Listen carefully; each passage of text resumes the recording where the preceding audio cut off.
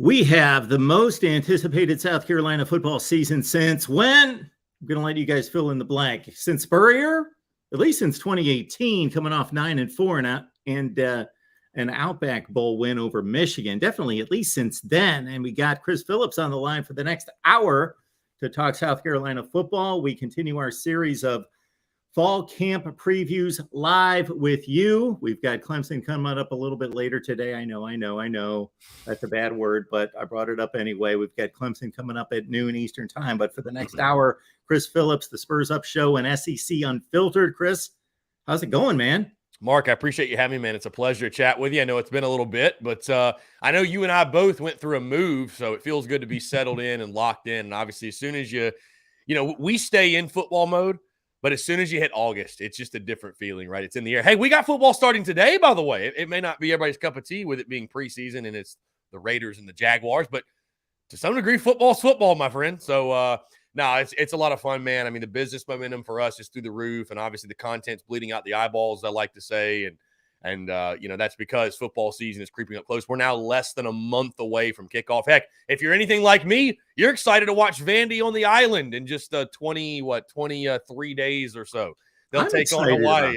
I'm excited for week 0. We got Nebraska and Dublin. I mean, it's college football. You know what I mean? So fall camps are getting underway. We're starting to talk position battles and top storylines, and it's really here, man. It's really here. So talking season's coming to an end, and now it's time for the pads to pop. And a lot of these questions we have, they'll be answered very, very shortly on the field. Can't wait. But again, Mark, appreciate you letting me come on. Appreciate you having me, and we're talking Gamecocks, and really, really excited to do so.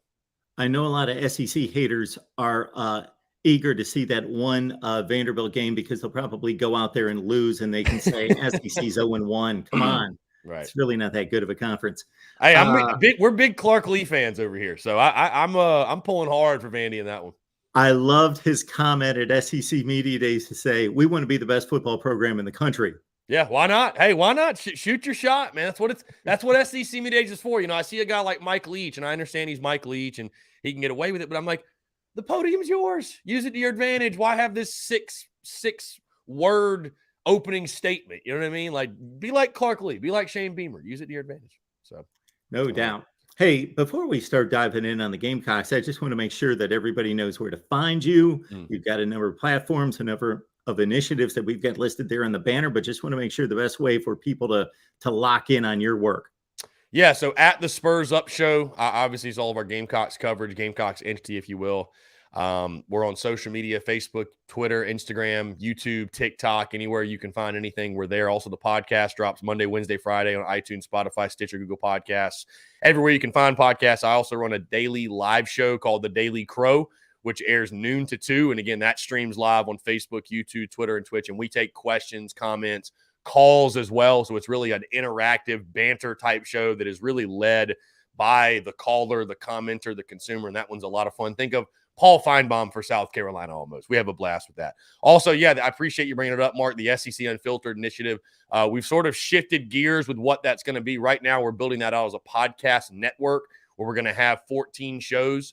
We're going to have 14 SEC shows. Right now, we've got Georgia and Vanderbilt. We've got the DGD podcast under the SEC Unfiltered umbrella, the DGD podcast for Georgia, and then the Door Report, my good friend Billy Derrick, heading that up for Vanderbilt. So we're building that out as a network. We're also looking for a quality host and content creator for SEC Unfiltered. So if anybody out there knows anybody, feel free to hit me up. But now a lot of exciting things happening, man. Again, with the Spurs Up Show, we also do merchandise as well. I mean, it's an all-encompassing type media entity that centers around the Gamecocks. I mean, you see the hat, you see the Beamer ball. We're all about it here. And it's really exciting stuff, man, to watch everything grow and evolve. And again, on the SEC Unfiltered side of things as well. So, I appreciate you bringing light to it, Mark.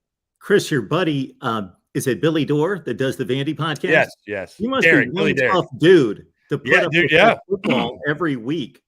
Yeah, dude, he's a diehard. He's a great dude too, man. Such a great dude. And it's funny talking to him about Vanderbilt football, and they talk about, I really think Clark Lee can be the guy to get us to 6 wins. And, for them making a bowl game is like, it's a really big deal. And like, you have to respect, though, it's Vanderbilt football. You know what I mean? So, tip your cap. And They've obviously had a lot of success on the baseball diamond, but yeah, going through that on a weekly basis. I mean, we're talking about a team that went 2-10 last year, 0-8 in the SEC, and so they're just trying to win an SEC game. You know what I mean? Much less win 6 games. But he's a great dude, and they do a great job. And believe it or not, there's an audience out there that consumes Vanderbilt content and follows Vanderbilt football. And I guess we wouldn't know it by their attendance at football games, but there's obviously enough of an audience where they publish on a weekly basis. And like I said, I've gone on his show before, and I think they do a great job. So I'm excited to have him on. Like I said, I got a lot of love for Vandy, but maybe it's because Carolina's beaten them 13 years in a row. So that might have something to do with it. Well, I also love it, and we'll get to South Carolina here in 2 seconds, but I also love it because I just love, what the talk is. The talk's always Alabama, Georgia, Ohio State, et cetera, et cetera. I love these college football fans that root for underdogs, and they're still just as passionate. They are just as knowledgeable. And I'm like, man, for you to go through that week after week after week, year after year after year, knowing your team doesn't have a chance, God bless you. That's phenomenal. I mean, I was talking to an Alabama fan last night. It's like, how boring, you wake up and you're born into it, and all right, is winning national titles. What's the fun in that? There's no drama on Saturdays for you. When you're a Gamecock, or, certainly the Gamecocks are above Vandy, but when you're a fan like that of a middle of the pack team, man, you go into a Saturday, you have no idea what's going to happen. Roll the dice. Here we go. It could be a monumental upset. You could get your brains beat in, could be somewhere in the middle. You just never know. You know what I mean? So I guess if you want to look at, that's the pro, and that's the advantage of pulling for a middle of the pack team. But yeah, we and certainly the Gamecocks, we have a flair for the dramatics, man. We love it. We never like to make things easy on ourselves. Just look at the Vandy game last year. So let's get to it with Spencer Bradler first and foremost. Is this the most excited and most confident you and Gamecock fans have been in the quarterback position since Connor Shaw? Okay. I'll say Dylan Thompson. Let's give Dylan Thompson his respect too. I still think, though, there was some uncertainty with Dylan coming off of Connor, but Dylan had played before, so I do want to give respect to Dylan Thompson, again, a player that, even while backing up Connor Shaw, led the Gamecocks to victory 2012 at Clemson, helped through the game-winning touchdown in the Outback Bowl against Michigan, the Jadeveon Clowney hit game. A lot of people forget about his performance in that one. So, I would say at the quarterback position specifically, this is the most excited we've been since the Shaw-Thompson days, since really the end of the 11-2 seasons and the end of that run. And, I mean, this is certainly the most excited, I think. I heard you saying how excited are Gamecock fans in regards to comparing it to which seasons, whether it be 2018, I know you mentioned. And that was a big one, right? I know we all want to wash away the Muschamp era and just pretend like it never happened. I mean, that's most of Gamecock Nation wants to do that. But, a lot of folks were very, very excited after South Carolina beat Michigan in that bowl game and came to that. I'll never forget. They were talking about South Carolina was going to challenge Georgia for the East, and that week 2 matchup at Williams-Brice Stadium, the Gamecocks could upset Georgia. But, maybe it's hindsight is 2020, but I look back at that season, I felt like 2017 was, to be honest with you, a little bit of smoke and mirrors on the turnover side of things. That team really wasn't a 9-win team. Jake Bentley was still, unfortunately, the quarterback of that team. So in regards to, but again, to be fair, you could look at 18, but I think as regards to hype, excitement, hope, optimism, yeah, I think you got to look back at the 2014 preseason when South Carolina was a top 10 preseason team and had come off 3 straight 11-win seasons. And, certainly there's still question marks around Spencer Rattler, but it's been a long time since Gamecock fans have had the level of excitement around the quarterback position, specifically like you mentioned, because even with those days of Bentley, I was not a big Jake Bentley guy. And looking back, maybe we were a little too hard on him, but Jake Bentley was such a mixed bag. He had moments of brilliance, but there were also moments of just dumbfounded interceptions and plays that were made in the worst possible times, and his career was just riddled with that. So while Spencer Rattler does have questions to answer, my friend, you can't get around the excitement around his just pure talent level. He's 15-0 as a starter. I mean, this is a guy people forget that was the preseason favorite to win the Heisman last year. He was preseason favorite to be the number 1 overall draft pick. Like, he's still that guy, no matter what happened in Norman last year, right? He's still that guy. So if you want to give credit and write him off and say that, he did this, what happened? He lost his job. Let's also give credit to the fact he's 15-0 as a starter, the numbers he's put up. You look at his numbers last year, Mark, that's what's so funny is that if he puts those numbers up in Columbia, he doesn't get benched. He's a god, Mark. He's a god amongst men in Columbia with that stat line, which is crazy, but it's true. So yeah, I think definitely since the Shaw Thompson days, this is the most excited Gamecock fans have been around this position. And I mean, even with Shaw and Thompson, South Carolina's just never had a guy with this type of talent. I'll say that. I mean, the Gamecocks haven't had a quarterback drafted since 1989, Mark.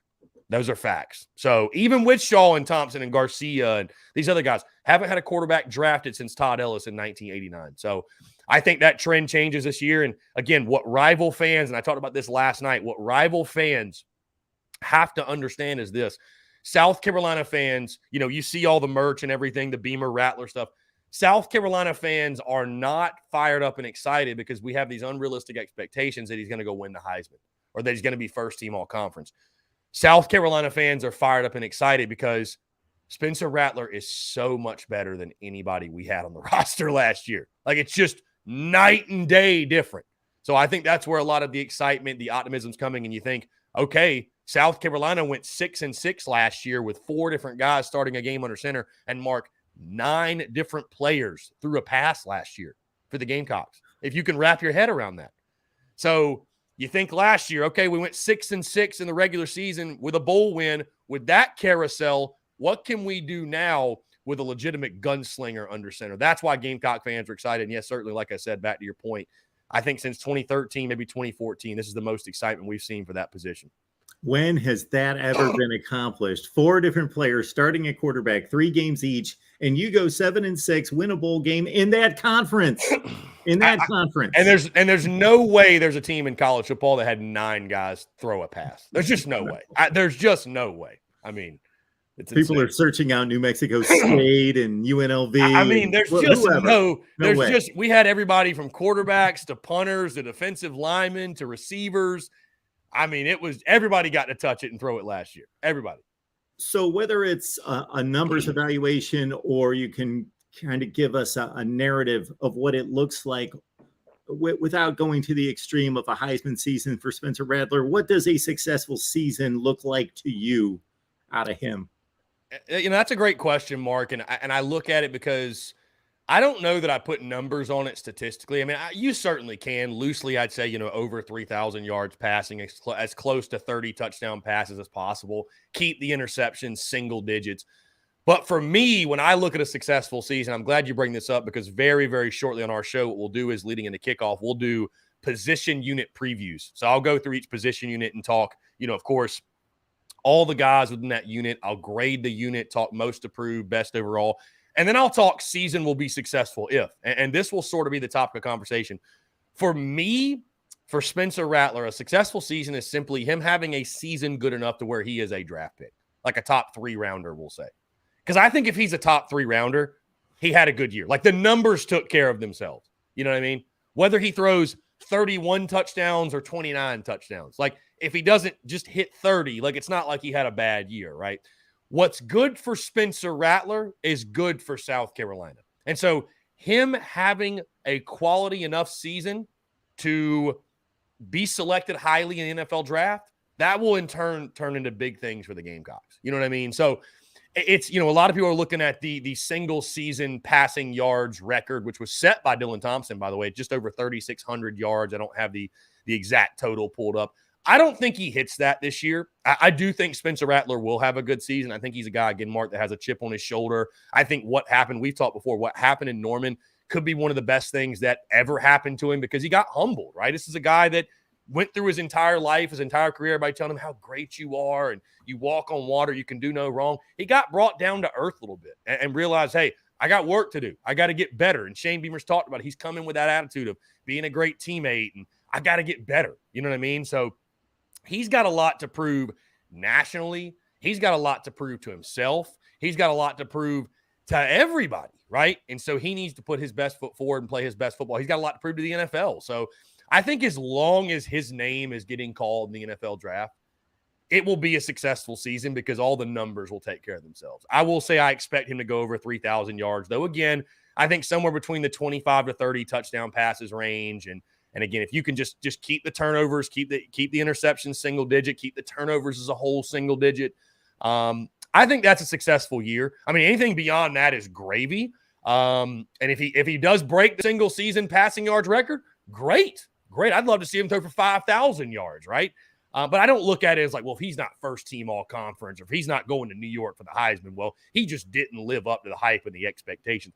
I don't even put like a win total on Spencer Rattler to have success. But again, if he's getting drafted, he's putting up numbers. And if he's putting up numbers, South Carolina's winning games, right? That all takes care of itself. I just don't see him breaking the single season passing yards record because I think South Carolina wants to be balanced. I think they want to run the football. I don't think it's going to be one of those things where they're throwing the ball 50 times a game. And, even with the additions on the outside, Mark, which I'm sure we'll get to, I don't know that they have the amount of skill guys necessary to throw it that much. Like, they're going to need to run the football. You know what I mean? And it's hard for me, too, to imagine you're talking about an offense that was 116th in the country last year.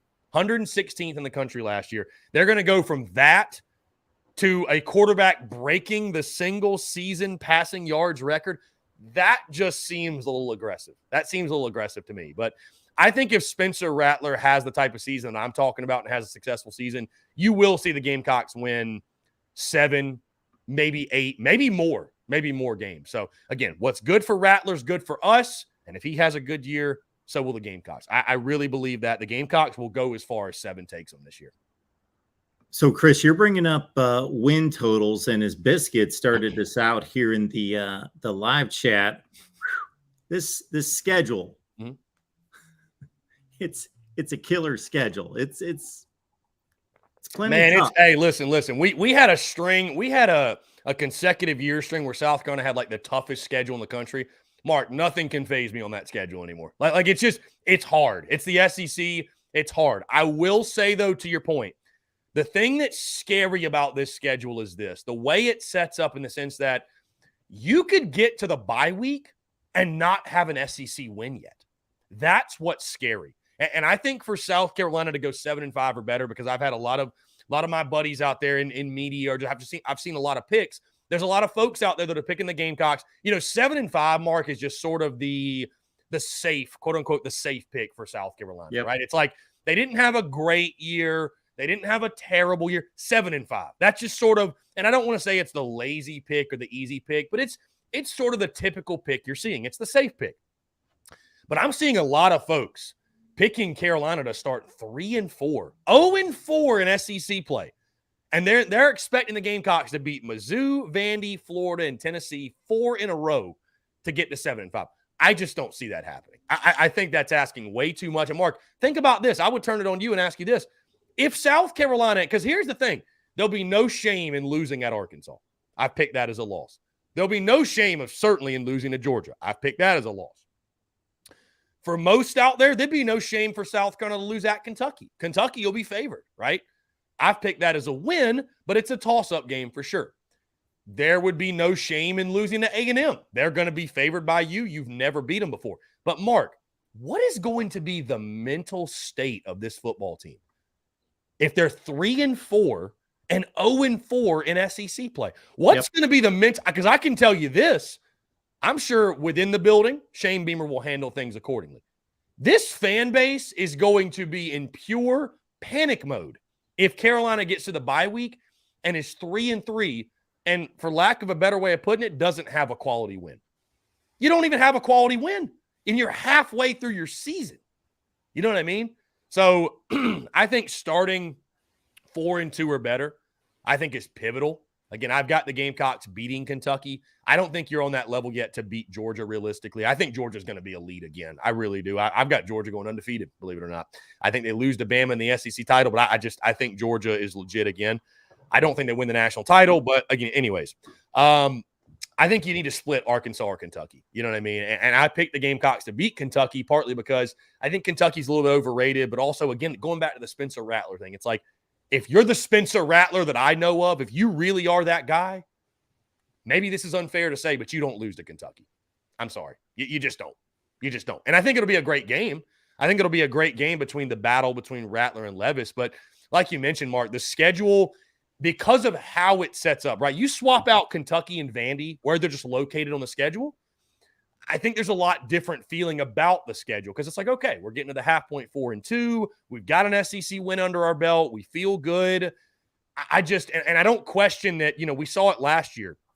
Shane Beamer and company were able to keep this team positive and overcome adversity and all that. But man, you get through this season at 3-4, 0-4 in SEC play, and then you got to turn around and play Mizzou at home, who you haven't beaten since 2018. You're just going to be in a really tough place, in my opinion. Do guys start checking out?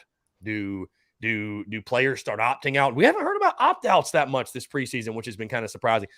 I just, how can you feel like you've gotten the return on investment from all these additions, not just Rattler, all these other additions? How can you feel like you've gotten the return on investment if you're starting out 3-4, 0-4 in conference play? Mark, I just don't think it's good enough to just beat the teams you're supposed to beat and lose the ones you're supposed to lose to. That's just not good enough. You know what I mean? If you're going to break through,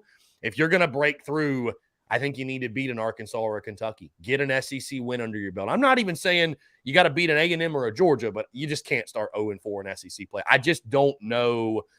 Sure, you could build momentum against Mizzou, Vandy, then at Florida would be a big win.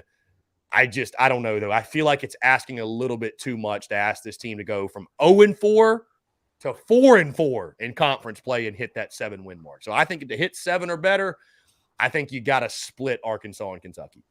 Yeah. So as you lay out there's one thing to do the logistics and the math of the schedule. And there's another thing to say, put yourself in this team's place after 4 SEC games. If they're 0-4, even if it is reasonable to say, you can run the table and win the rest of your, it's just, you get momentum is such a thing in college football. Momentum's a thing. I mean, it is. And it's just like, because at some point what happens, and again, I don't question Shane Beamer and company being able to keep this team positive and upbeat. But man, you start 0-4. I think you start looking around the room saying, can we win? I mean, is this, because then you start saying, well, is this working? You got a lot of new guys in that locker room, and Shane Beamer is still fighting. This isn't his roster. For the most part, it's not his roster.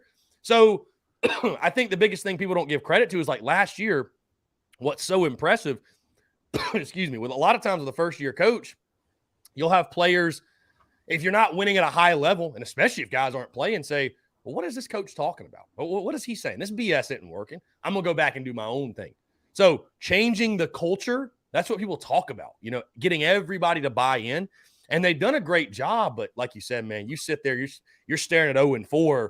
You hope what doesn't happen is guys start pointing fingers. I mean, think about it. If you're 0-4, the national people are going to be all, all over Spencer Rattler. They're going to be all over him. I mean, the second he throws an interception, people are going to be all over him. But if they're 0-4 in conference play, it's just going to be really tough. It's going to be a monumental task, a Herculean task to turn that around and make something out of the season. So we got South Carolina fans mixing with other fans here in the chat. So the other fans are pointing out, hey, you almost lost to Coastal Carolina last year. You almost lost to Vandy last year. Look at this brutal schedule. Dalton, our guy here, Dalton, though, says, hey, our roster wasn't nearly as good on the offensive side of the ball as it is now. Where do you stand on that? Well, certainly the Gamecocks upgraded at every position offensively, right? They did. And there's no denying that. Quarterback, upgrade. Wide receiver, upgrade. Tight end, upgrade. Offensive line's the same, which was abysmal a year ago, but second year in the system, you return 129 starts up front, 7 guys who have started 6 games or more on that offensive line. They can't go anywhere but up, Mark. So on the offensive side, you've upgraded every position. By the way, it was East Carolina. I know the if you don't mind me saying, the slapdick in the chats, I don't know who he's a fan of, but he said Coastal, East Carolina was the team. So listen, I give credit to what he's saying, right? Because I have to remind Gamecock fans all the time when they say, we could have won 9 games last year. Well, we could have won 4. Very easily, South Carolina could have been a 4-8 team, right? People balked and scoffed at the Vegas over-under of 3.5, and I thought it was disrespectful, but couple of those, the ball bounces a different way. You weren't that far off from that Vegas over-under total, right? So with that being said, the bottom line is this, though. South Carolina did win 6 games in the regular season. They did beat UNC's ass in the Mayo Bowl, and they got to 7 wins. So I think you take all of that into account. That's where perspective comes in. That's where logic comes in. And I think, again, the Gamecocks have upgraded across the board. I think they're more talented defensively top to bottom. I think the depth is there. And Shane Beamer showed last year he's going to do more with less, right? But on the offensive side, they've certainly upgraded. As we all know, listen, the transitive property does not work in college football. I mean, that same Gamecocks team that it took a last-second field goal to beat East Carolina, again, they beat Florida by 20, and they beat Auburn, and they almost beat Kentucky, right? That was a single-digit game. So what does it all really mean, right? Like, are you really clinging to a week 2 result from last year as to why Carolina's not going to win X amount of games this year? It doesn't make any sense. Like, that is such a lazy take. That's somebody that doesn't know the roster. They don't look at anything beyond just the schedule, the result, and that's how they try to talk sports. So I don't mean to go on a rant there, but yes, the Gamecocks have upgraded across the board offensively. That's not me sitting here saying they're going to win 9 or 10 games, but just because it took them a field goal to beat East Carolina, that to me that's not a reasoning. That's not a solid. I'll give you solid reasons why Carolina might go 6-6. I'll give you reasons because I can see both sides. There are reasons why Carolina. There are reasons to doubt why they may not hit that 7 or 8 win mark. You know what I mean? There's still serious questions with this football team. I was arguing that transitive property with somebody a couple of weeks ago, and I said, you know what? You want to play that game? I took Ohio State, and I got them to losing to Northern Arizona last year. It didn't take me long to tie that string together to get Ohio State losing to Northern Arizona. Hey, if anybody wants to use the transitive property, go back a couple of years ago and take that 4-8 South Carolina team that beat Georgia. Shoot, you take that one, and you could have just about beaten everybody else in the country off of that win. Beat Georgia and then lost to Appalachian State. Explain that to me. So that's it.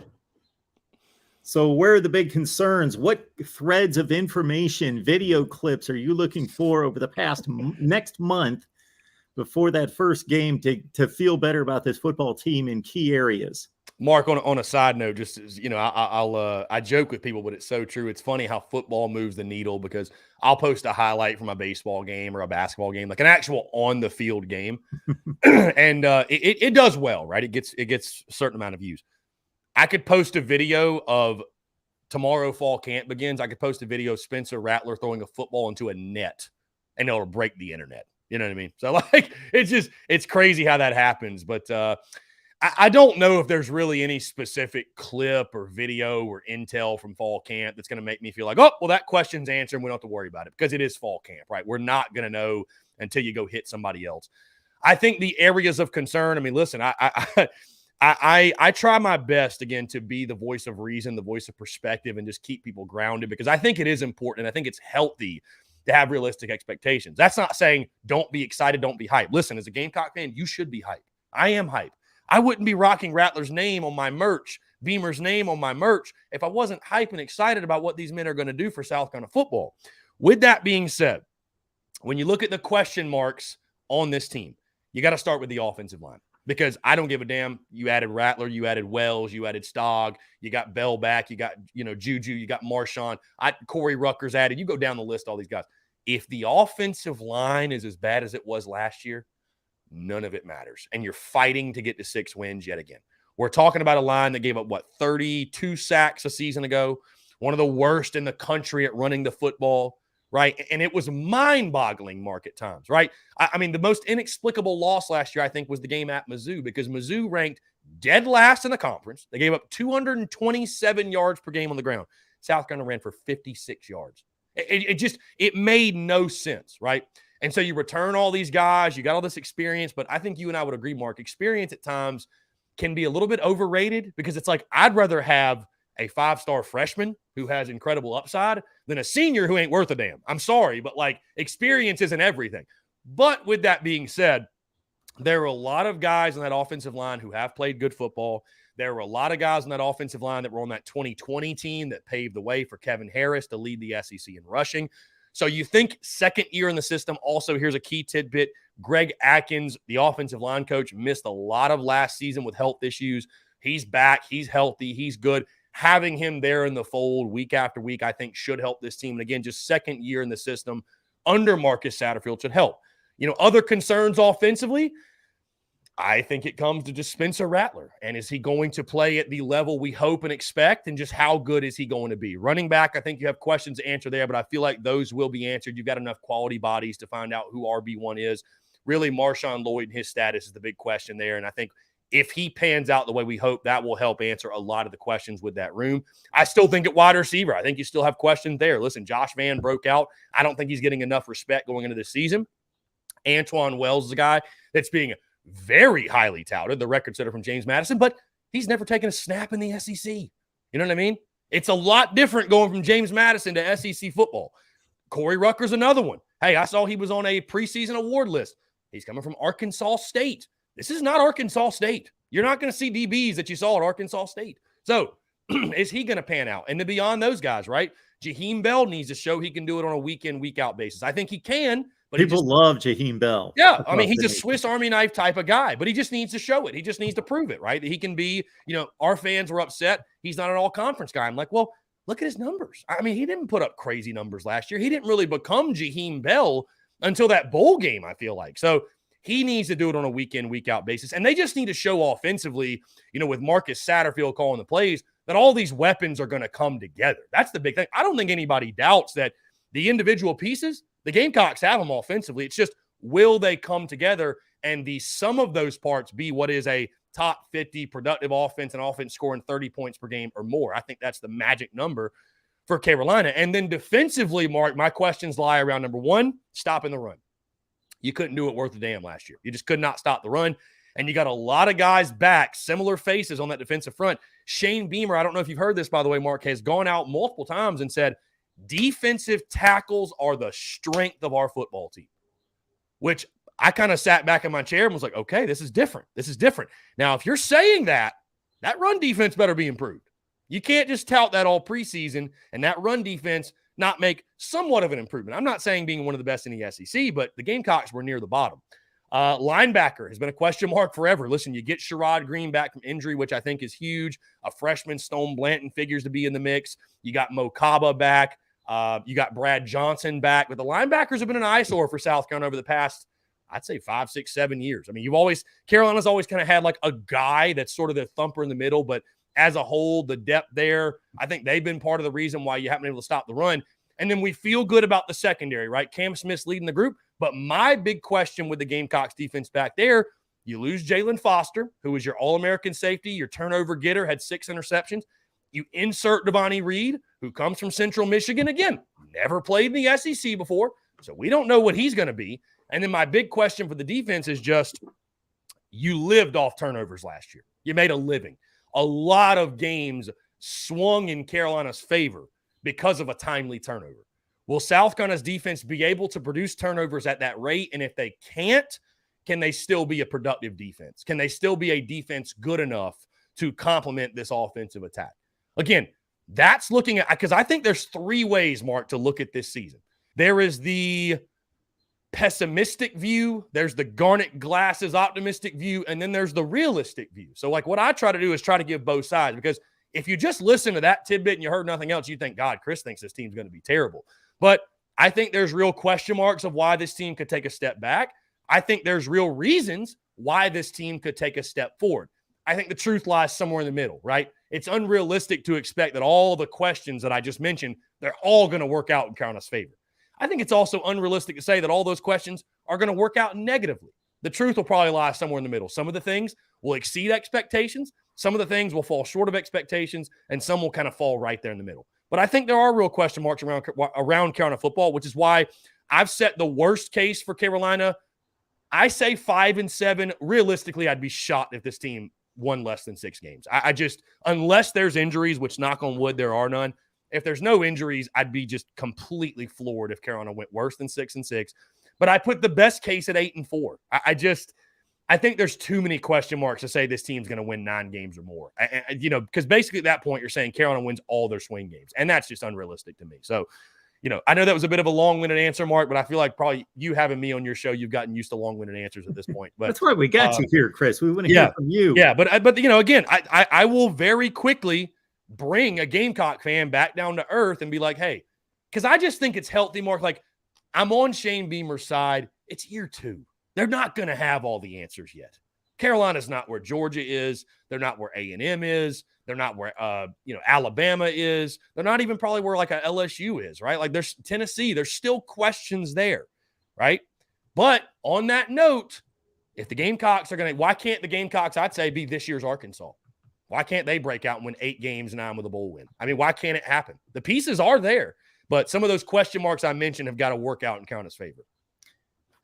So I'll probably make the safe pick as well, 6-6, 7-5 range. But if somebody said to me, Mark, they're going to go one way or the other, they're going to go 8-4 or 4-8, I would tend to slip toward the 4-8 because not because of them so much, but because of this schedule. And I could see 4-8 with a lot of 3 and 4 point losses to Arkansas and Kentucky and Florida. I don't see it going that direction. But if I was given the choice, just again, because of the schedule and the opponents, 4-8, God, Mark. I'm not going to do that to you. I'm having a hard time wrapping my brain around 4-8. So basically what we're saying is Georgia State, SC State, Charlotte, and Vanderbilt, and that is it. And the rest of them are like touchdown or less. Yeah. What do we losses. Got here? Yeah, right. that's a bit. Those would be the 4 because those are, when I break down the schedule and wins, toss-ups, and losses, those 4 games are in my win bucket.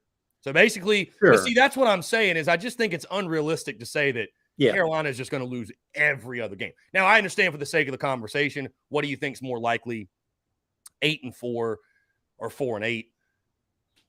Like I don't want to sound like Garnet Glass is optimistic, but I still just think 8-4 is more realistic. I just do the math like you just did. Listen, if Spencer Rattler, right, if Spencer Rattler stays healthy the entire season, there's no way this team goes 4-8. There's none, absolutely none.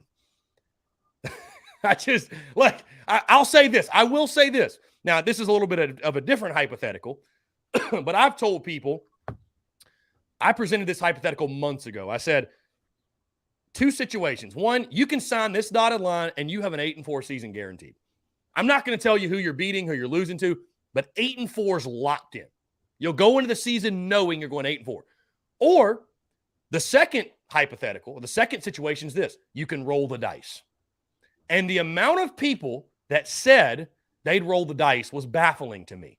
Because what you're saying, if you'd say you roll the dice, is that you think there's a better chance the Gamecocks go 9-3 than 7-5.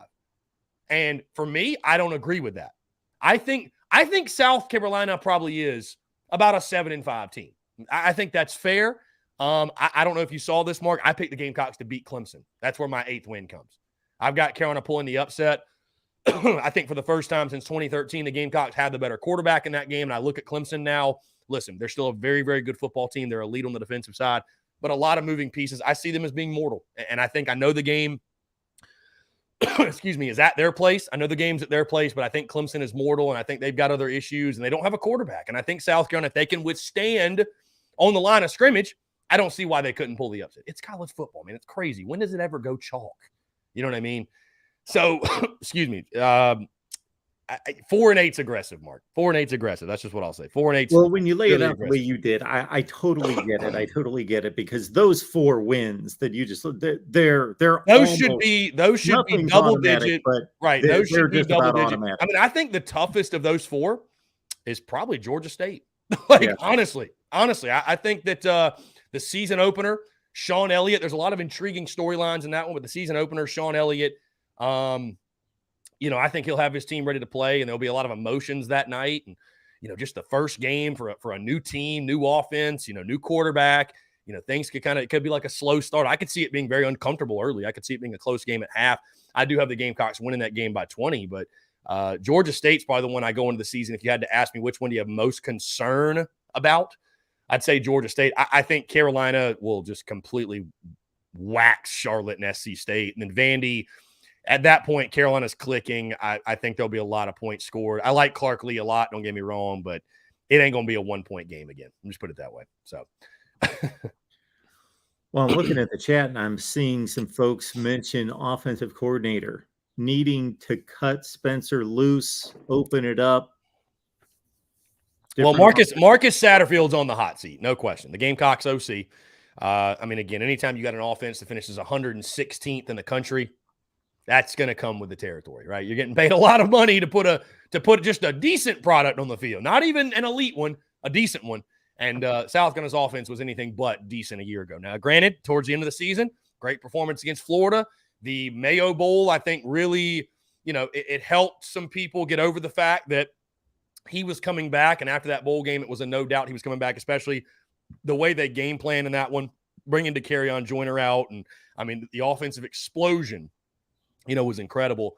But certainly he's on the hot seat because we've looked at it this way, Mark, that, I mean, listen, last year you were driving the beat-up hoopty, right? And I don't understand why people don't want to give more credit to the fact of what they were dealing with on the offensive side. I mean, we already talked about it. You played 4 different quarterbacks. Your offensive line stunk, and you still found a way to win 6 games, right? I look at last year, I think it was 50% personnel. I think personnel was just a major issue. And then I think it was 50% Satterfield. I don't think he was great last year. Don't get me wrong. This year, there's no excuse, right? There's just no excuse this year. You traded in that beat-up hoopty for the Ferrari. And so if it don't run this year, we know it ain't the car, it's the driver. Like, you just got to get somebody else's hands on the wheel there. So you upgraded personnel, you got the quarterback, you got the weapons. I'm not saying you're an elite offense, but you've got enough to score, I think, 30 points per game, or pretty damn near close to that. So, we've talked about before, Carolina could go 7-5 this year. But it's a lot about how you win, Mark, right? Like, this isn't baseball. Style points matter, right? Winning by 1's not good enough for fans. You've got to win with style, especially when you're talking about Georgia State, SC State, Charlotte, Vandy, for example. You could go 7-5 and that feel a lot better. Only one more win, but it feel a lot better because you scored a lot of points. Your margins of victory were much, much greater. You were much more entertaining. The offense was much more flashy. Versus last year, a lot of people felt like you kind of backed your way into 6 wins, right? Like, a lot of those games were really ugly. Again, you beat ECU on a last-second field goal. You beat Troy by single digits. You had to resort to a last-second drive to beat Vandy. So if you're able to get 4 blowout wins against those 4 teams, and maybe Mizzou, you score, upwards of upper 30s, low 40s in points and get a big victory there. And, you're able to show a productive offense in SEC games. Yeah, I think as long as they do that, if they score 30 points per game and just show progress on offense, I think Satterfield will be back. I think he will. And in my predictions, I have him doing enough to be back. But certainly there's a lot of pressure on him this year and to make that offense work. And, teams aren't winning games 17-14, Mark. They're not winning 20-17. This isn't 2004. Like, you need to score a lot of points to win. And, last year the Gamecocks just didn't get it done. So, got to be better, and Sat knows that. They all know that, and it's going to be interesting to see just because, again, I think a lot of fans are guilty until proven innocent. They are just waiting for the first sign of that's a bad play call, this scheme. I mean, God, we go 3-and-out in the first series of the year. The Fire Satterfield tweets are going to start raining down. I already know it. So tons of pressure on him, but, it's SEC football, Mark. You know the drill. There's always pressure, so.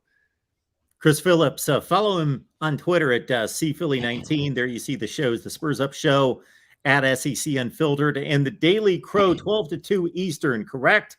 Yes, we will be live here in about 40 minutes or so. Facebook, YouTube, Twitter, Twitch. Again, we take questions, comments, calls as well. It's a really, really good time. It's great because the podcast is a much more buttoned up, or I say organized, but sort of a buttoned up type deal where we have topics and I'll go through just like your traditional podcast. The daily live show is controlled by the consumer. And that's how I want it to be. It's extremely interactive. The banter, the calls are incredible. We have fans from other teams call in, by the way.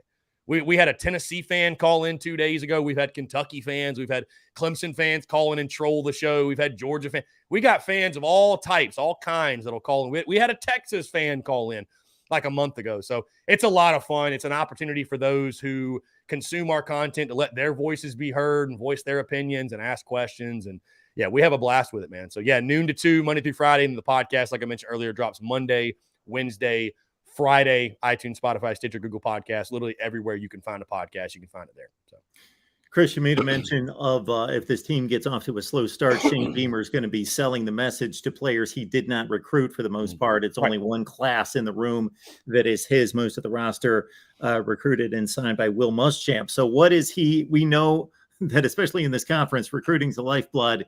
Is he giving you indication that that's going to be a strong point in the future? Oh, absolutely. I mean, look at what they're doing right now in recruiting. The Gamecocks sit right now in the 2023 cycle, ranked in the top 20. They just had a huge recruiting weekend, pulled in a big 4-star commitment from Dorman High School offensive lineman, which offensive line will be a focus, an area of focus in this class, which it should be. I mean, again, the Gamecocks need bodies there. But yeah, they pulled in a couple big guys over the weekend. I'd say recruiting momentum's at an all-time high. And recruiting, that wasn't something I worried about when Beamer got the job, because he was literally there assisting and recruiting when the Gamecocks pulled in the best players in school history. So the guy knows how to recruit, and he's been known as a successful recruiter at all of his stops. But you look at what they're doing right now on the trail. You know, they've got another kid announcing tomorrow, a big-time offensive line recruit that they're trying to get. They had a big-time edge guy from Sumter, South Carolina, Montec Rames, announced over the weekend. So, yeah, man, I think you know, and I've talked to people within the building, I'll just say that have talked about that, you know, they feel like if they're not top 15 in this 2023 cycle, they feel like they messed up. So there's a lot of positive vibes, positive momentum, positive feelings. Heck, we just had 4-star quarterback commit Dante Reno on our live show 2 days ago, and he talked about Beamer and the staff. And so there's just a lot of positive momentum, right? It's funny, Mark. I almost kind of look at this preseason as like the honeymoon phase part 2, where it's like, because of that successful year 1, again, it's all these positive vibes and positive momentum. And that's great. That's what you want. But, you know, they'll hit adversity. I mean, adversity is undeniable, right? It's everybody's just got warm and fuzzy feelings right now. But I recall very vividly what it felt like the Monday after Texas A&M beat South Carolina 44-14. The Gamecocks had 11 yards of offense in the third quarter. Wasn't fun. It wasn't all sunshine and rainbows, Mark. It wasn't fun the Monday after beating Vanderbilt 21-20. Wasn't all sunshine and rainbows. So, but that's okay. It's not going to be. This is football, right? So on the recruiting side, I think Beamer's just, you know, I think he is who he is. He is genuine. He loves USC. He's putting South Carolina's best interest before his own. He's leading with things like love and gratitude, those things he always preaches. And from everybody I talk to, he's honest, he's real, he's genuine. The entire staff feels like a big family. They're building that culture within the building. And, I mean, all signs point to the Gamecocks will have success, you know, massive success on the recruiting trail. Now listen, I expected that. I never doubted Shane Beamer's recruiting ability. What will separate Beamer in his tenure at Carolina is at least in the short term, taking that talent and getting the most out of it, right? Because even Muschamp recruited. I mean, I hate to speak that word. That's like a dirty word in South Carolina circles, his name. But even they recruited well. Look at the rankings, right? They recruited well. But what happened was top prospects got on campus and just disappeared. You just never heard from them again, I felt like. And it really, I lost interest in recruiting, honestly, and I already wasn't a diehard recruiting guy, but I was like, who cares about this commit we just got? Is he going to make an impact? That's all I care about. Because I don't care how many stars you got. I don't care about your high school stats. I don't care if you were all state. Who cares? Go make plays for us. Go make plays at the college level, right? Somebody once told me, and they put it brilliantly, if you can't develop high school talent, if you can't develop these 4- and 5-star kids, Mark, you can bring in all the top talent you want, but you know what you're going to have after 4 to 5 years? A roster full of 4-star and 5-star high school players, which is not what you want. You want good college football players. There is a difference.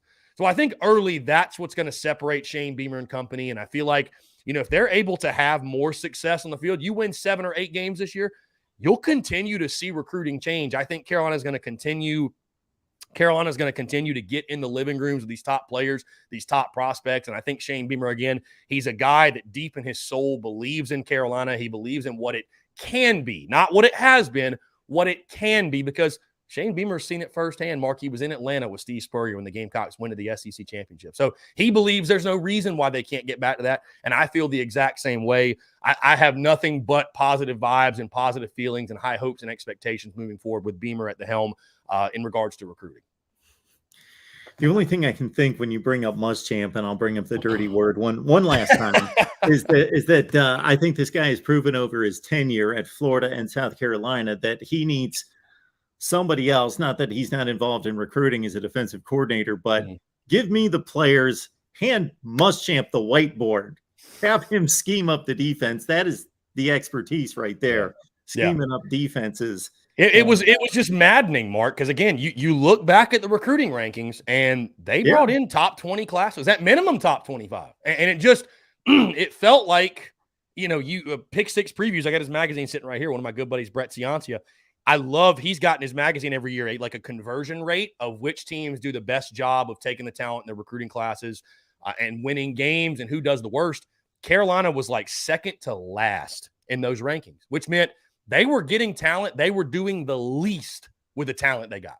And again, that's why I just fell out of recruiting. I was like, why am I going to get overexcited and overhyped for a guy that this coaching staff has proven they're going to get him on campus and just do nothing with him? I mean, that's how I felt. So I've got a much different take on recruiting now. I think last year showed again that Beamer and company, they have a staff in place that will be able to do more with less. And by the way, I want to address a comment I see from Kurt W. in your chat that says, is this guy acting like stars aren't important? That's not at all what I'm acting like. Actually, quite the opposite. I believe in blue chip ratio. I think to realistically compete for championships, you've got to be, the 50% or greater of blue chippers, 4 and 5 stars on your roster. Stars are important. They're not everything. We've seen it firsthand at South Carolina. The greatest of all. Right. Yeah. The greatest of all time a lot of them are 2 and 3 stars, right? That played at South Carolina. But to say that stars mean nothing would be ignorant. The only fan bases that say, well, stars don't matter, they're not important. The only fan bases that say that are fan bases that their teams don't recruit at a high level. Because I can tell you what, the teams that are in the top 10 in recruiting, they think the star system's great. They think it's flawless. They think it's perfect. So I refuse to be on one extreme or the other. I think stars give you a good indication of the type of talent level guys are, but just because you're a 5-star doesn't mean you're going to be all conference, everything, all American. Like if you don't come in, develop, evolve as a football player, put in the work, them stars don't mean shit. Give me a hungry 3-star kid with upside versus a 5-star that just because he has a nice 40 and, he peaked at 16 years old. You know what I'm saying? Like the stars don't mean, but they are important. Let's not just throw them away, but there is a balance there. There's a balance with the star system. Absolutely. There's a balance. And I also think that if you really study it and break it down, the closer you get to the top, the more they matter. Yeah. The more the difference between 5 and 15 is significant, as opposed to if you're 40 and my team's 50, who knows? Yeah. Well, I mean, Mark, rankings, if you take the average player star rating and you can find a gap between, let's say 1 and 8 is the same as like 8 and 25, it drops considerably. And therefore, it's almost like college football on the field. Once you get past the elite, anybody can beat anybody to a certain extent. Yeah. I mean, this sounds so obvious, but it's like everybody wants to talk about coaching and, this coach is this coach is that. Coaches aren't miracle workers, right? They're coaches. Players win games, coaches lose them, right? Like they are what they are. Because when I watch like Alabama, Georgia in the national title, the thing that jumps out to me is, God, their players are just so much better than everybody else's. Like this is a different level of athlete. You know what I mean? So it's players that make the difference. It is. Coaches have a big role in it. Don't get me wrong, but yeah, I mean, when you look at Alabama and they've got a 90% blue chip ratio, there's a reason Alabama's Alabama. It all comes down to recruiting. And again, I would say this, again, fans, stars aren't everything. But if South Carolina under Shane Beamer, if they get to a point where they're in the SEC title game, let's say 5 years from now, right? It happens. The Gamecocks go to Atlanta.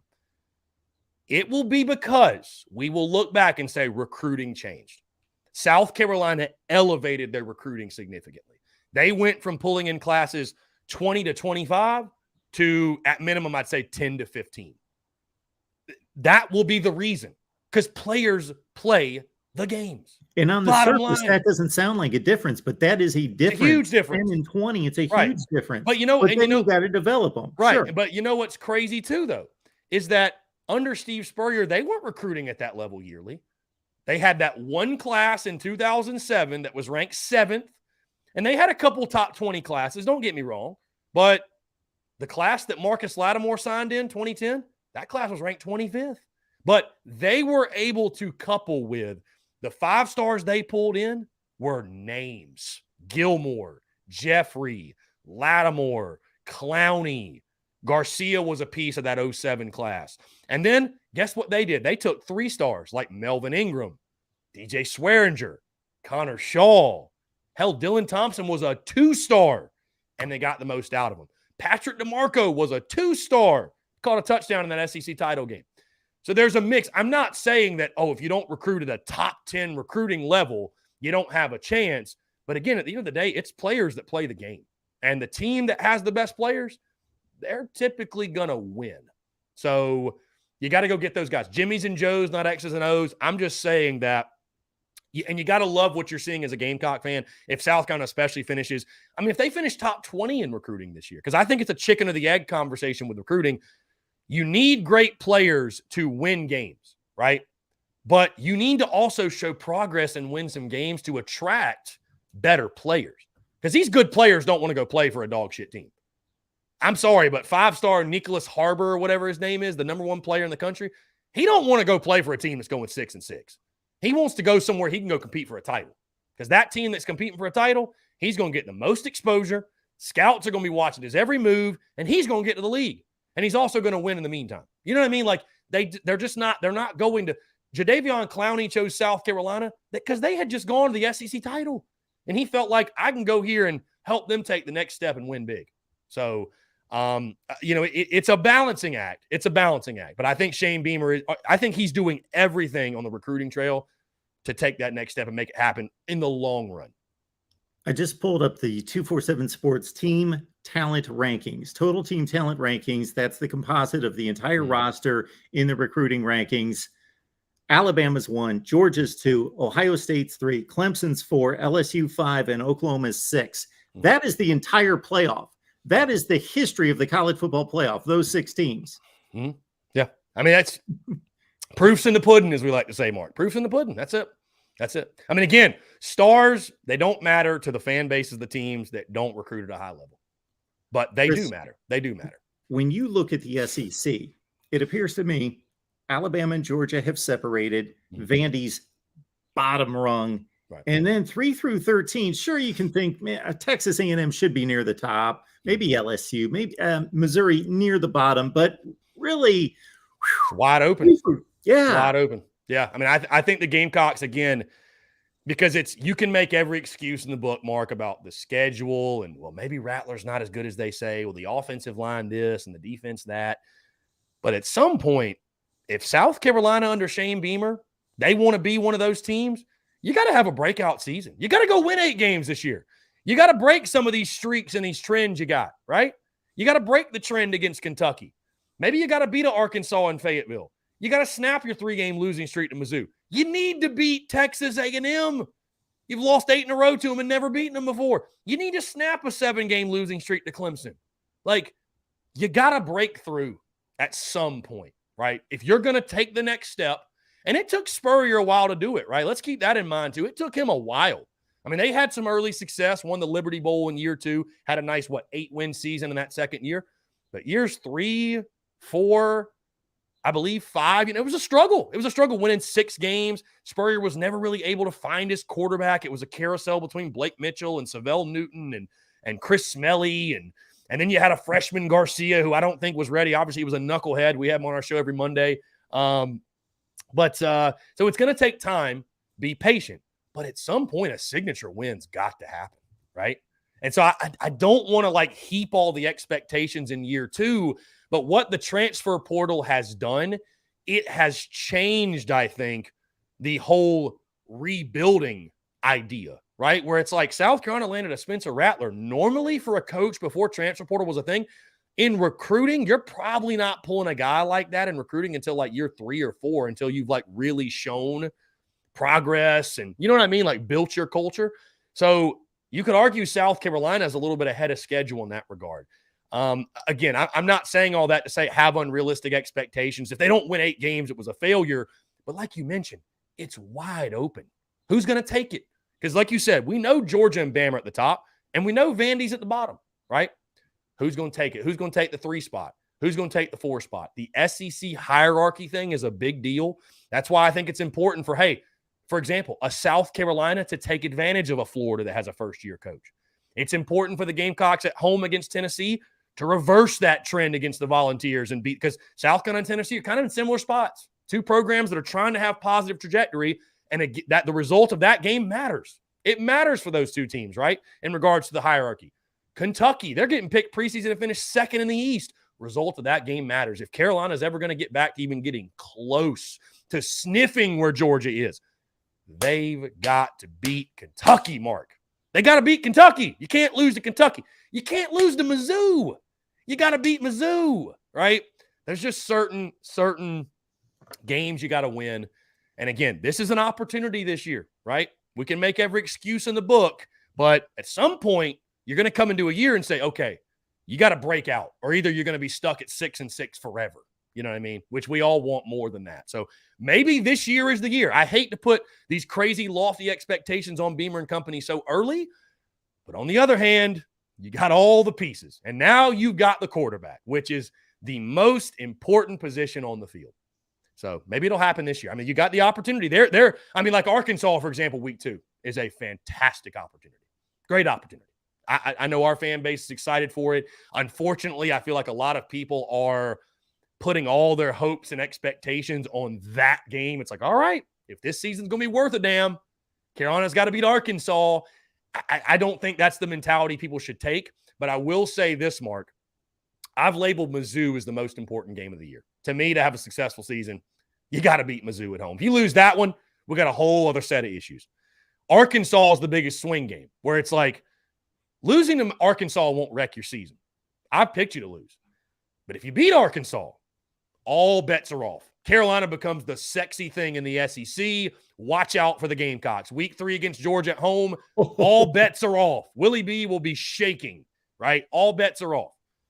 Kentucky, to me, is the biggest inflection point, because it's like we mentioned. Realistically, Carolina loses to Arkansas and Georgia. They whack Charlotte and SC State. They come in that game 3-2, 0-2 in SEC play.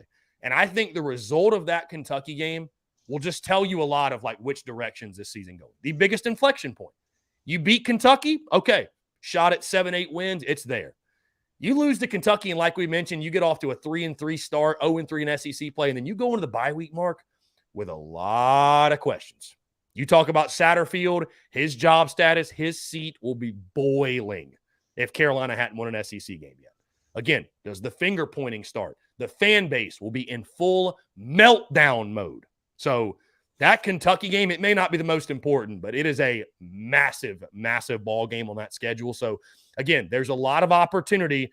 There's a lot of questions. And like we mentioned at the top of the show, Mark, the only way we're going to get answers is for Toe to meet leather in 30 days, and we get after it. So, Chris, I've got to apologize. I read all the super chats. So you're fine. You're fine. You're fine. ETPO Football Funk. South Carolina should stick to women's basketball and leave the football to Clemson. South Carolina sucks and whack 30-0. Hey, when you get blanked by your rival, you got to kind of eat that type of criticism, because we did lose 30-0. So, but again, I got the Gamecocks beating Clemson, so I'll stick with that. And if I look like a fool come November the 27th or whatever the date is, I will. But I just don't see Clemson being some elite team this year. So that's just my take on it. Folks, you are 20 minutes away from the Daily Crow. Get on over there. Check out Chris's work right here on YouTube, Facebook, and I'll get you all the information here on the banner. Again, it's CPhilly19 on Twitter, the Spurs Up Show, SEC Unfiltered, and again, the Daily Crow coming up here 12 to 2. We're talking Clemson football right here at noon as well. Chris, always appreciate you coming on, breaking things down for us. Mark, always a pleasure. Tell those Clem Sucks folks we said hello, by the way. We will say hi to them, yes, in just a few minutes. Have a good show today, man. Appreciate you, man. Thank you so much. Let's do it again soon. Absolutely. And again, we're coming up here at noon Eastern time, right here at the Voice of College Football, to talk Clemson with all of you. So 20 minutes from now, grab the Clemson link. We are talking Clemson football for 1 hour. So Gamecock fans, you can stick around if you'd like and troll Clemson. For the rest of you, college football talk, Clemson Tigers, noon Eastern, will be here.